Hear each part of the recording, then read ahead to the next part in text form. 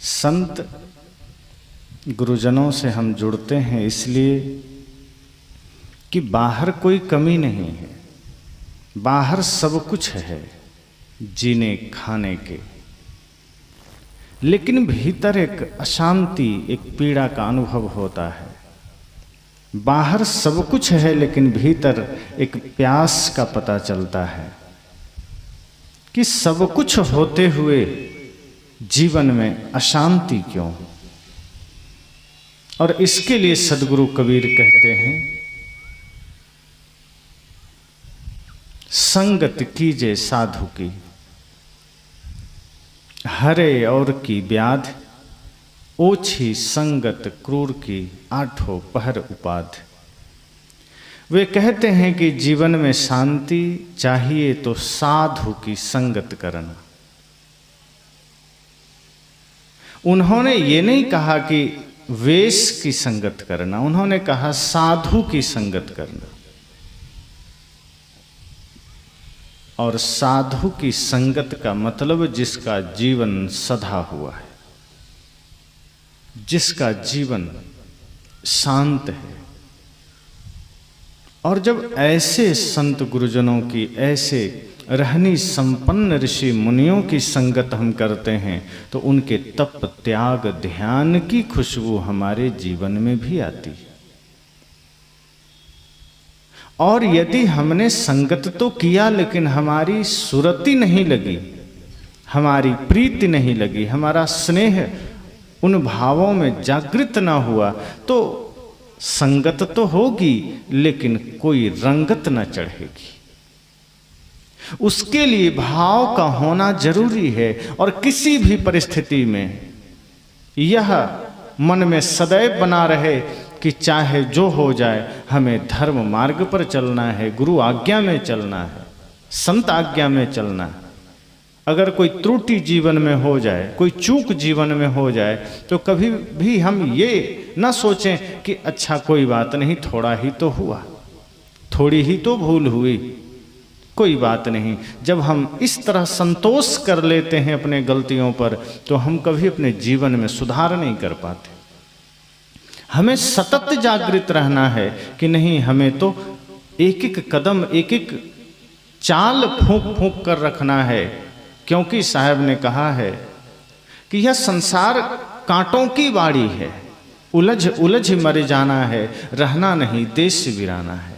चारों ओर कांटे ही कांटे हैं, थोड़ी सी चूक हुई कि कांटे गड़ेंगे, थोड़ी सी भूल हुई कि कांटे गड़ेंगे। अब देखिए, घर परिवार संसार में होते हैं, थोड़ी सी भूल हुई भाई से विवाद हो गया, थोड़ी सी भूल हुई माता पिता नाराज हो गए, थोड़ी सी भूल हुई बच्चे रूठ गए, थोड़ी सी भूल हुई पति पत्नी में झगड़े हो गए, 10-10, 20-20, 50 साल की साथ पति पत्नी तलाक ले लेते हैं। थोड़ी सी भूल हुई, थोड़ी सी भूल हुई पड़ोसी से झगड़ा हो गया, थोड़ा सा मन में भ्रम की स्थिति पैदा हुई, संशय की स्थिति पैदा हुई, पड़ोसियों से हम कितना भयंकर विवाद कर लेते हैं, मित्रता टूट जाती है। सद्गुरु कहते हैं कांटों की बाड़ी है, यहाँ अगर बेहोशी आएगी, यहाँ अगर असावधानी आएगी तो रिश्ते बिगड़ेंगे, आपके जीवन की शांति बिगड़ेगी।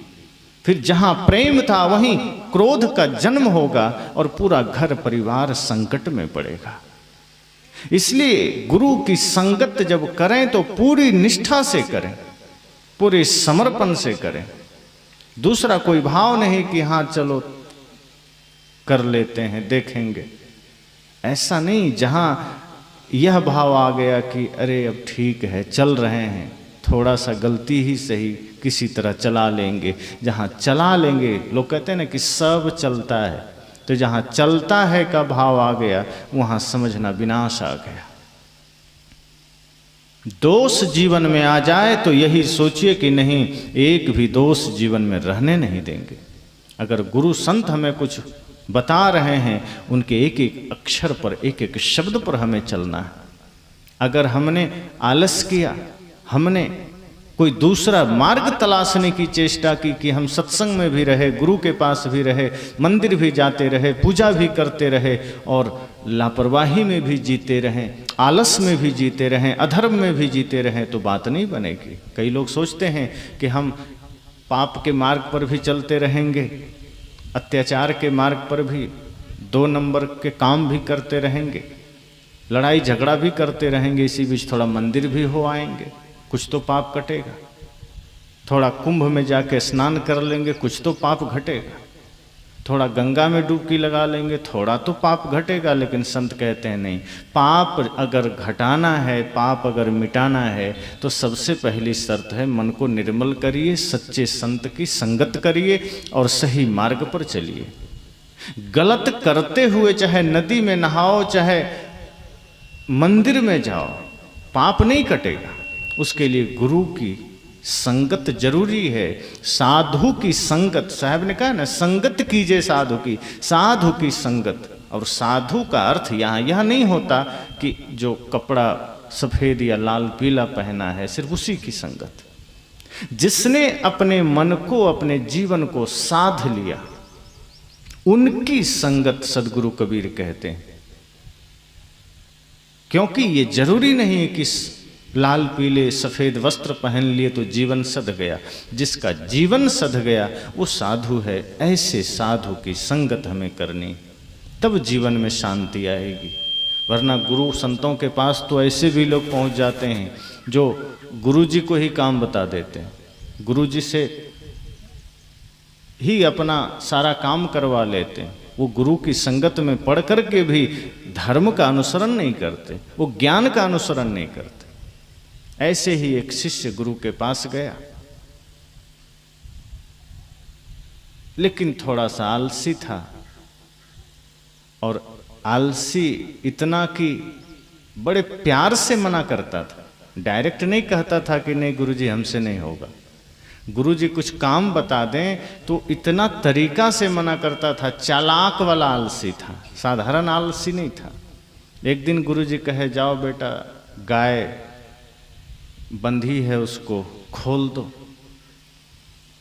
चरने चली जाएगी। उसने कहा, क्या गुरुजी, मैं तो खुद बंधन में पड़ा हूं, आप मुझे कह रहे हैं गाय खोल दो।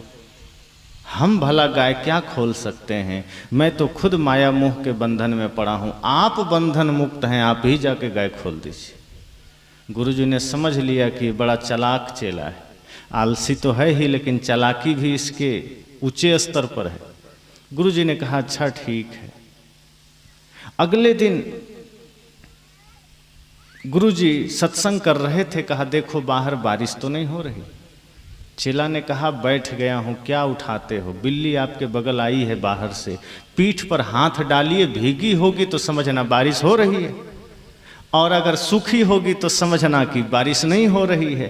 लेकिन अब बैठ गया तो मुझे क्या उठाना, बिल्ली छू के देख लो। गुरुजी ने कहा, ठीक है, चालाकी तुम्हारी बड़े ऊंचे स्तर की।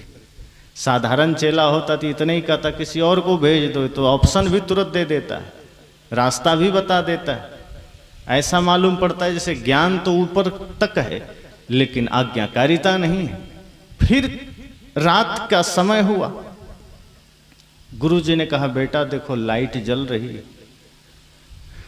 दिया जल रहा था, सोने का समय हो गया है, थोड़ा दिया बुझा दो।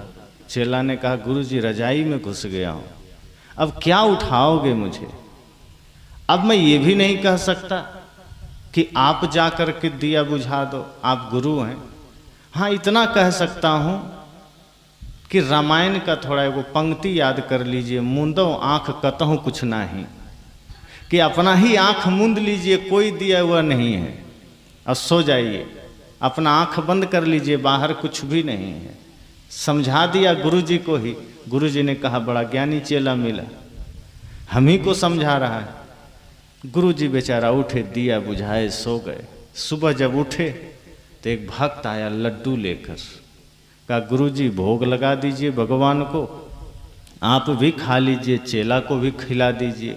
तो गुरुजी उसी चेला के पास गए, लड्डू ले लो। कहा, गुरुजी 3 आज्ञा आपका हमने नकार दिया है, अब चौथा भी नकार दें तो हमसे ज़्यादा नीच कोई नहीं, इसलिए लड्डू दे रहे हैं तो खा ही लेता हूं। अब सोचिए, ऐसे शिष्यों का कोई कल्याण हो सकता है? यह सत्यता है। निश्चय ही यह हमारे जीवन की सत्यता है। आज जहां भी आप देखो, इससे इतर कुछ भी नहीं है, इतना ही है। पहले के शिष्य जिज्ञासा में गुरु के पास जाते थे, और जब तक गुरु उन्हें शिष्य बना ना ले तब भी वो वहीं पर रहते थे, उन्हीं की सेवा में रहते थे। और जब गुरु जी उन्हें एक शब्द का भी ज्ञान दे दे तो अपने जीवन को कृतार्थ समझते थे। लेकिन अब क्या हुआ, आंधर गुरु बहिर चेला, दोनों नरक में ठेलम ठेला। अब गुरु भी वैसे, चेला भी वैसे। गुरु का भी जीवन अब भौतिकता से जुड़ गया, चेला भी भौतिकता में पड़ गए। संत कहते हैं रहो संसार में, लेकिन रहो संसार में तुम पानी और कमल की तरह, करके सत्कर्म बुजुर्गों से तुम दुआ ले लो। रहो संसार में तुम पानी और कमल की तरह। गुरु कहते हैं संसार में रहो, जियो खाओ पियो कपड़े पहनो, लेकिन ध्यान रखना संसार में तुम रहो पर जैसे कमल रहता है कीचड़ में पानी में, वैसे ही रहना। जियो संसार में, खाओ संसार में, पहनो संसार में, लेकिन ये संसार तुम्हारे भीतर ना रहे, ये संसार की आसक्ति तुम्हारे भीतर ना रहे। अगर ये रह गया तो तुम साधक कहेगा, साधु कहेगा। अगर ये माया तुम्हें भी बांध लेती है तो तुम सन्यास लिए किस लिए? गुरु कहते हैं इसलिए शिष्य मेरे सामने अगर तुम हो, मेरे साथ हो, तो सदैव एक बात याद रखना कि कल्याण का मार्ग ही श्रेष्ठ है। मन की निर्मलता, मन वचन कर्म की पवित्रता, ये ध्यान रखना। अगर ये हो गया तो समझना तुम्हारे जीवन का कल्याण हो गया। लेकिन अगर यह नहीं हुआ तो संगत में रहोगे भी या दुख भी नहीं मिटेगा। जैसे लोग कहते हैं ना कि मंदिर जाता हूँ फिर भी दुख है जीवन में, माला ले लिए फिर भी दुख है जीवन में, गुरु के पास जाते हैं फिर भी दुख है जीवन में। ये तो ऐसा ही है जैसे कोई कहे कि भोजन खूब करता हूँ फिर भी भूख नहीं मिटती। अब वो किस ग्रह का आदमी होगा आप समझ लीजिए। भाई आप सब कोई भी है, अगर भोजन करेंगे पर्याप्त मात्रा में तो भूख तो मिटेगी ही। अब कोई कहे पानी पीता हूँ प्यास नहीं मिटती, भोजन करता हूँ भूख नहीं मिटती, इसका मतलब है या तो वो राक्षस है या किसी और ग्रह का आदमी।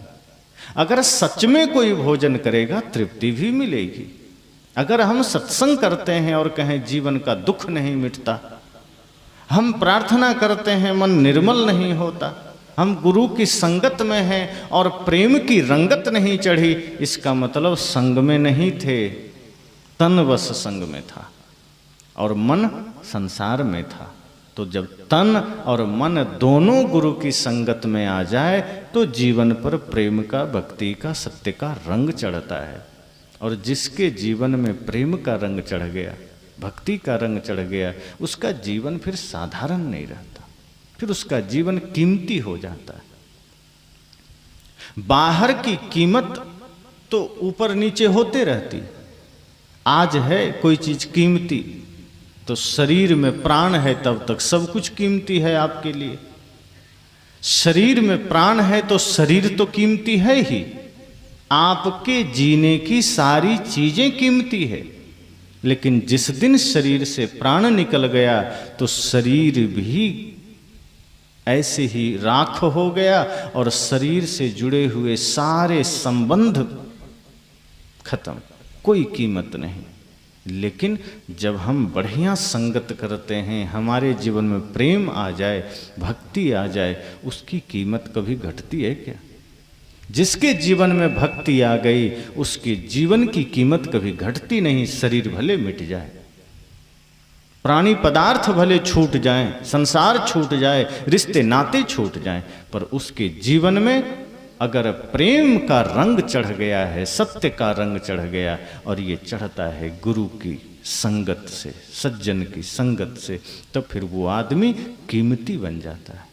हम बाहर कुछ रुपये पैसों से अपने को हम कीमती तो मान लेते हैं, बना लेते हैं, पर वो अस्थाई नहीं, वो क्षणिक है।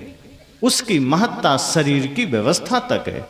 घर चाहिए, व्यवस्थाएं चाहिए शरीर के लिए, लेकिन जब हम शरीर की व्यवस्थाओं को हम अंतिम मान लेते हैं, मोक्ष से भी ऊपर मान लेते हैं, तो वही बंधन और दुख दर्द का कारण बन जाता है। धन का जो महत्व है उसका उतना ही रखना चाहिए, जैसे जूते का महत्व पैर में ही है। पैर में पहनिए, बढ़िया पैर की रक्षा करेगा। गुरुजन ये थोड़े कहते हैं कि जूता फेंक दो, मत पहनो। जूता का महत्व है, पैर की रक्षा करता है, पहनिए।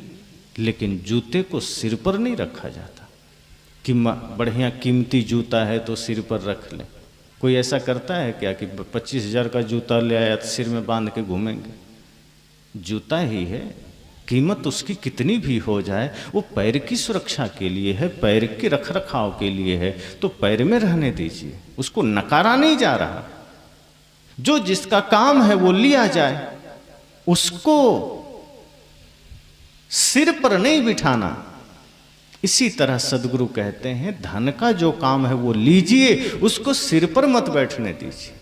सिर पर धर्म को बिठा के रखिए, सिर पर प्रेम भक्ति वैराग्य को बिठा के रखिए। और जब इस तरह से जीवन में भाव बनेगा तो जीवन में सदैव शांति है, जीवन में सदैव आनंद है। तो गुरु की संगत, सज्जन की संगत, साधु की संगत हम सबको इसी रूप में करना चाहिए। और जब हम गुरु संत की संगत करेंगे, साधु की संगत करेंगे, तो निश्चय ही जीवन में असर पड़ेगा। जैसे पानी के पास जाइए शीतलता का अनुभव होता है, पेड़ के पास जाइए तो ठंडा मिलता है, छाया मिलती है, आग के पास जाइए गर्मी मिलेगी। ऐसे ही सच्चे संत के पास जब हम जाते हैं तो हमारे जीवन में दुखों से हमें मुक्ति का मंत्र मिलता है, शांति मिलती है, शीतलता मिलती है। इसलिए गुरु की संगत जरूरी है। जीवन में कुछ हो ना हो, लेकिन इतना जरूर ध्यान रहे कि ये मानव शरीर हमने पाया है, ये भक्ति के लिए पाया है, ये गुरु संत के बताए मार्ग पर चलने के लिए पाया। क्योंकि खुद गुरु संत अपने जीवन में कल्याण के मार्ग पर चल रहे हैं, साधना के मार्ग पर चल रहे हैं। संसार इसलिए नहीं मिला है, इस धरती पर हम इसलिए नहीं आए हैं कि बस खेलना खाना लड़ना झगड़ना है, कहा ये जीवन का उद्देश्य नहीं। जीवन का उद्देश्य ही है शांति पाना, जीवन का उद्देश्य ही है परमानंद की प्राप्ति।